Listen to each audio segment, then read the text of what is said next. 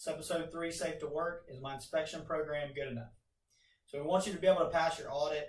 We want you to be able to use this as a credit and safeguard in your PHAs and your safety reviews. And just overall, we want your team to feel comfortable from a maintenance integrity standpoint that you have a good inspection program and you're finding issues in the plant, in your vessels, in your pipe, in your pieces of equipment, in your valves. Okay. So the first thing is, how are we documenting this?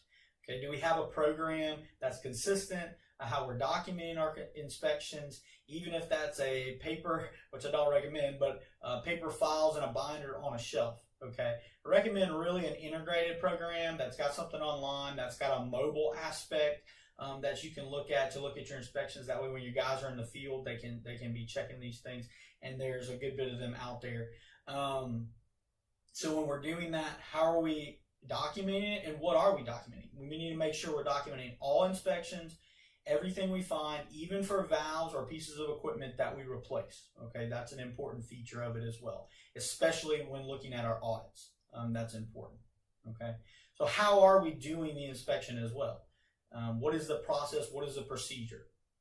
That's important for us to have, not only for our audits, but also so our whole team feels comfortable that we're actually catching what we want to be catching in these inspections. So know what type of service it is, and for that type of service, what method are we using for inspection, and then what things are being included and not included in our inspection reports. For instance, is there a threshold hole size that we're documenting and we're not documenting?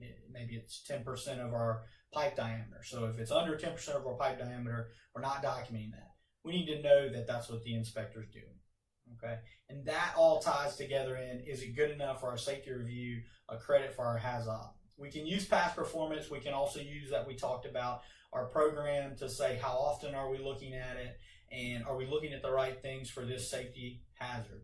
One thing of past performance may be if we're inspecting is to prevent pluggage, because pluggage is a real issue in our process that we're looking at. If we're still plugging every 3 months, and in our safety reviews, we're looking at frequencies of a year, well, then our inspection may be good to prevent plugging, but it's not adequate enough to be used as a credit or a safeguard in the PHA. So that's the type of things we need to look at. Or maybe, as we talked about before, if a 5% diameter hole is going to create an issue, but our test only looks for 10% and above, that's something that we need to know. So as PSM leaders or people who are reviewing these in the HAZOP, or if you are part of the program and you want to explain yourself to the auditor, these are questions you ought to be able to answer. These are things you need to be able to know. And overall, it helps buy into that full safety culture that we've talked about in previous episodes. If you like the content, subscribe to us on YouTube. Check us out at LinkedIn, Facebook, Instagram, or our website.